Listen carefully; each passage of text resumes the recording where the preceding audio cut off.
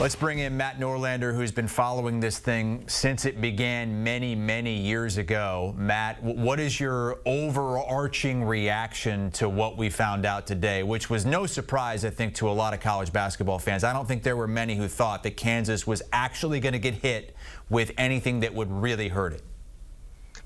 I agree. In fact, you mentioned that right off the top, Chris. I remember doing an HQ hit with you from the courthouse like 5 years ago when the first of two cases actually finished up in the nascent days of CBS Sports HQ. This is not surprising, although I will say Bill Self mentioned that he was not surprised by losing the 2018 Final Four in an official capacity. That banner is going to come down.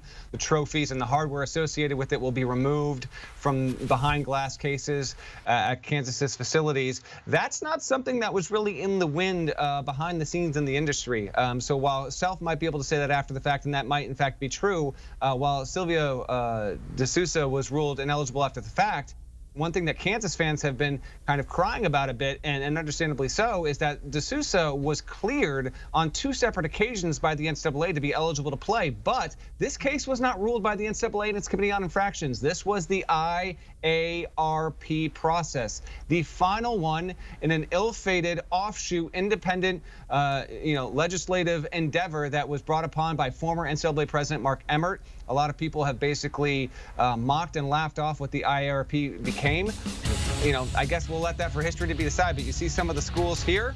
All of these schools went through the IARP process. None of them received significant sanctions. I don't think it's nothing that Kansas loses its Final Four banner in 2018. I mean, it is something, although they got absolutely housed by Villanova in that game. So Kansas fans have been long quick to try and forget that game as is. But here's a key distinction. And I talked about this earlier on Wednesday on the Eye on College Basketball podcast with my co-host, Gary Parrish. Those schools that you see on the screen there, they opted to go the IARP route because history had been clear that if you had gone the NCAA route with the Committee on Infractions like Oklahoma State did, and Oklahoma State got a postseason ban controversially, they were probably set up for a losing battle. Had Kansas gone to the NCAA, had Louisville gone to the NCAA, had Arizona gone to the NCAA with the Committee on Infractions, those schools probably would have received significant punishments, if not show causes or lengthy suspensions for their coaches. But they went the IARP route. And why? Those people, highly esteemed people, lawyers, former judges, all sorts of people that are highly acclaimed in other fields, they haven't lived in the NCAA world on a day-to-day, week-to-week, month-to-month basis. They had fresher eyes. And because Kansas was able to litigate this over years and years, even if it didn't want it, it proved to be a winning strategy because at the end of the day, Bill Self was able to get out from 5 level 1, that's the most severe, allegations from the NCAA. They took it to the IRP instead. Yes, he got taken off the road in 2022 to recruit. Yes, he had a 4-game suspension, but they downgraded 5 level 1s against him and his program to Bill Self having one level 3 violation. I can't ever recall a head coach at a power conference program in football or college basketball ever getting away that unscathed the way that Bill Self did. So yes, it is, even though Self said it wasn't a day to celebrate, Kansas fans were long awaiting and hoping, holding a breath, and lo and behold, they get off easy just like every other program that went through this IARP process did. So now that it's all over, and this was a 5-year process, is it fair to say that there was a lot of wasted time and a lot of wasted resources?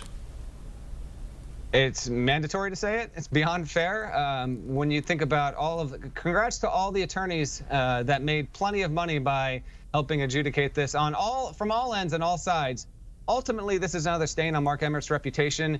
And I'll try and be relatively quick here with this, but in a weird way, this FBI case, which broke in September of 2017 and birthed the Rice Commission and birthed the IARP and had all these schools involved, and sure, it led to some punishments here or there. I actually think it helped accelerate us into the NIL era that we are in 2023, but really got introduced in 2021. Not to say that we wouldn't have gotten there eventually, but I almost wonder if we got there on an overdue yet hastier timeline because of the melodrama, the saga that was this case with all of these schools, Chris. And so because of that, ironically, had name, image, and likeness rules been in place in 2014, 15, 16, 17, I would argue that the FBI's investigation into corruption and bribery in college basketball might not have been on, good ground to even get off the ground, period. It might not have even come to be.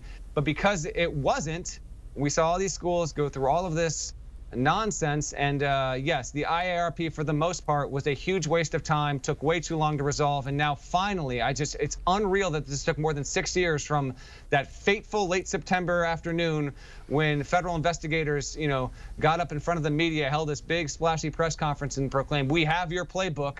In the end, yeah, Rick Pitino got fired from Louisville. Sean Miller eventually got moved on from Arizona. He's back at Xavier. Pitino's at St. John's. There have been some parts that have been moved. Some schools had some self-imposed bans. But ultimately, this was not the catastrophic, world-shifting event that I think some people thought it was back in 2017. Yeah, it was funny. Somebody asked Bill Self about that banner and what's the process going to be, and he goes, I don't know. I guess maintenance will go up there and take it down. That's really the only thing that's going to change here. That and his record will change a little bit with 15 or so games, 15 or so wins taken off of that 2017-18 season when they went to the Final Four. Matt Norlander with us here as Kansas escapes any major penalties from the NCAA's independent accountability review process.